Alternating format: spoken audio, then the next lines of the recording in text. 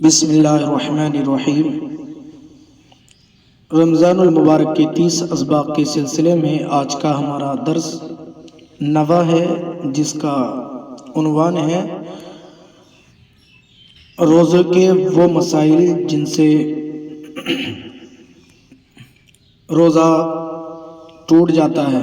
یعنی اس درس میں ان مسائل کو ذکر کیا جائے گا جن سے روزہ ٹوٹ جاتا ہے۔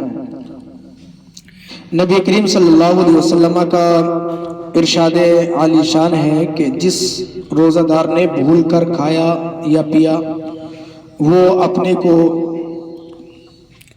روزے کو پورا کرے کہ اللہ نے اسے کھلایا اور پلایا ہے۔ یعنی اگر بھول کے اگر کوئی شخص کھا پی لیتا ہے تو اس سے روزہ نہیں ٹوٹتا۔ آپ صلی اللہ علیہ وسلم نے فرمایا 3 چیزیں روزہ نہیں توڑتی: قے یعنی پلٹی وغیرہ، اور پچنا لگوانا، اور احتلام۔ قے کا مسئلہ روزے کی حالت میں اگر کسی کو اپنے آپ ہی قے ہو جائے یعنی خود بخود، تو لوگ پریشان ہو جاتے ہیں اور صحیح مسئلے کی جانکاری نہ ہونے کی وجہ سے یہ سمجھ بیٹھتے ہیں کہ روزہ ٹوٹ گیا، حالانکہ ایسا نہیں ہے۔ اس لیے اس تعلق سے تفصیلی مسئلہ بغور ذہن نشین کر لیں۔ مسئلہ کیا ہے؟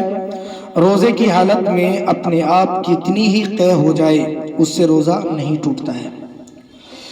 آگے فرماتے ہیں روزہ یاد ہونے کے باوجود جان بوجھ کر منہ بھر قے کی تو روزہ ٹوٹ جائے گا۔ یعنی جانتے ہوئے اس نے خود کی ہے، کہ ہوئی نہیں بلکہ اس نے خود جان کر کی ہے۔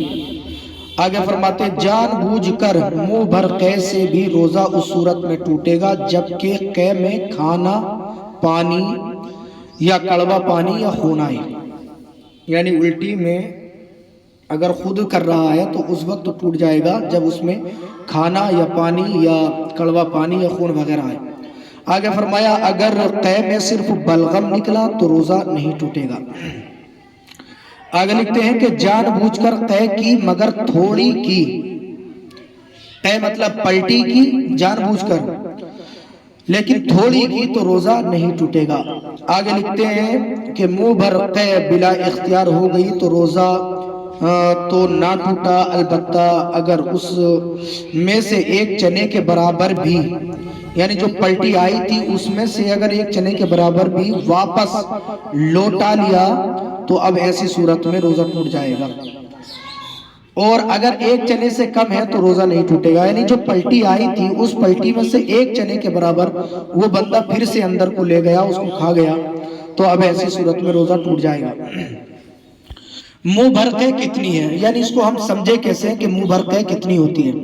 تو فرمایا منہ بھر قے کا مطلب یہ ہے کہ اسے بلا تکلف روک نہ سکے، یعنی اس کو زبردستی روکے تبھی رکے، اور عام طور پہ اس کو روک نہ سکے، یعنی عام حالت میں اگر وہ چاہے تو ایسا نہیں ہو بلکہ زبردستی روکے تو رکے تو اس کو کہا جائے گا منہ بھر قے۔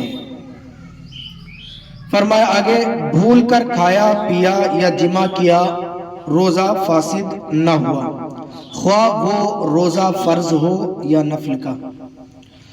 آگے لکھتے ہیں کہ روزہ یاد ہونے کے باوجود بھی مکھی، غبار یا دھواں حلق میں جانے سے روزہ نہیں ٹوٹتا، خواہ غبار آٹے کا ہو، غلے کا ہو، ہوا کا ہو، ٹھیک ہے۔ اسی طرح سے مٹی اڑی کس سے؟ جانور کی ٹاپوں سے، یعنی جانوروں کے کھروں سے، ٹھیک ہے۔ تو اس صورت میں وہ گرد و غبار اگر منہ میں چلی گئی، ناک میں چلی گئی تو روزہ نہیں ٹوٹے گا۔ آگے فرماتے اسی سے پھر یہ مسئلہ بھی پتہ چل جاتا ہے کہ بس موٹر گاڑی وغیرہ سے جو غبار اڑ کر پڑ جائے اس سے روزہ نہیں ٹوٹتا۔ آگے لکھتے ہیں اگر بتی سلگ رہی ہے اس کا دھواں ناک میں گیا تو روزہ نہیں ٹوٹے گا۔ یعنی اگر بتی سلگ رہی ہے اور وہ دھواں ناک میں بھی جا رہا ہے، منہ میں بھی اگر چلا گیا، ٹھیک ہے، تو روزہ نہیں ٹوٹے گا۔ ہاں اگر لوبان یا اگر بتی سلگ رہی ہو اور روزہ یاد ہونے کے باوجود اپنے منہ کو اس اگربتی کے دھوئیں کے قریب کر لے اور ناک سے اس دھوئیں کو کھینچے تو اب ایسی صورت میں روزہ فاسد ہو جائے گا۔ آگے فرماتے تیل یا سرما لگایا تو روزہ نہ گیا، اگرچہ تیل یا سرمے کا مزہ حلق میں محسوس ہی ہوتا ہو، بلکہ تھوک میں سرمے کا رنگ بھی دکھائی دیتا ہو، جب بھی روزہ نہیں ٹوٹے گا۔ آگے لکھتے ہیں غسل کیا یعنی نہایا بندہ اور پانی کی ٹھنڈک محسوس ہوئی، جب بھی روزہ نہیں ٹوٹا۔ آگے لکھتے ہیں کہ کلی کی اور پانی بالکل پھینک دیا منہ میں سے، صرف کچھ تری منہ میں باقی رہ گئی تھی اور اس کو تھوک کے ساتھ میں نگل گیا تو روزہ نہیں ٹوٹا۔ آگے فرماتے ہیں کان میں پانی چلا گیا، جب بھی روزہ نہیں ٹوٹا، بلکہ خود پانی ڈالا یعنی اس نے جان کے پانی جانتے ہوئے بھی اگر ڈال دیا تب بھی روزہ نہیں ٹوٹے گا۔ مسئلہ بات کرنے میں ہونٹ تر ہو گئے اور اسے پی گیا، یا منہ سے رال ٹپکی اور تار ٹوٹا نہ تھا یعنی اس رال کا تار ٹوٹا نہ تھا کہ اسے چڑھا کر پی گیا، یا ناک میں رینٹ آ گئی بلکہ ناک سے باہر ہو گئی مگر ٹوٹی نہیں کہ اسے چڑھا کر نگل گیا، یا کھکار منہ میں آئی اور کھا گیا، اگرچہ کتنا ہی ہو روزہ نہ جائے گا۔ مگر ان باتوں سے بندے کو احتیاط کرنا چاہیے، روزہ ہی کیا روزے کے علاوہ بھی۔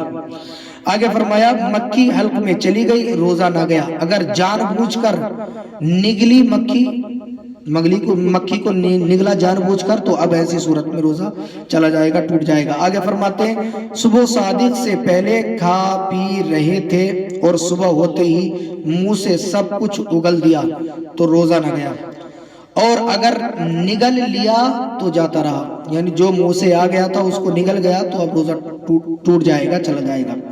مسئلہ آگے ذکر فرماتے ہیں غیبت کی تو روزہ نہ گیا، جس سے آپ کہتے ہیں نا کہ کسی کی چغلی کر رہا ہے، ٹھیک ہے، تو اب اس سے روزہ ٹوٹ جاتا ہے، نہیں ایسا نہیں ہے، بلکہ روزہ نہیں ٹوٹتا ہے۔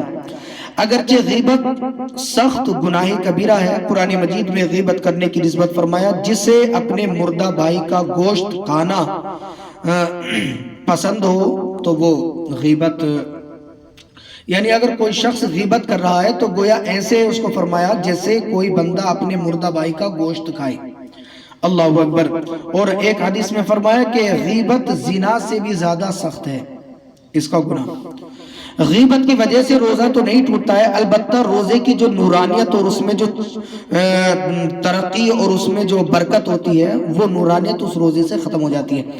مسئلہ جنابت یعنی اگر کوئی بندہ ناپاک ہو گیا تو اب ناپاک ہونے کی حالت میں صبح کی، ٹھیک ہے، یعنی صبح ہو گئی، دن نکل آیا، ٹھیک، تو اب ایسی صورت میں اس کا روزہ نہیں جائے گا اگرچہ وہ پورا دن ہی ناپاک کیوں نہ رہا ہو، ہاں مگر ناپاک ہو گیا اور اس کی صورت میں پانچوں نمازوں میں سے کوئی بھی نماز کا وقت اگر ناپاکی کے حال میں گزرا اور اس نے نماز نہیں پڑھی تو یہ ایسا کرنا اس کا بہت بڑا گناہ ہے اور حرام ہے، مگر اتنی دیر تک جان بوجھ کر غسل نہ کرنا کہ نماز قضا ہو جائے گناہ اور حرام ہے۔ حدیث پاک میں فرمایا جس گھر میں ناپاک ہوتا ہے یعنی ناپاک بندہ ہوتا ہے تو اس میں رحمت کے فرشتے نہیں آتے ہیں۔ وما علینا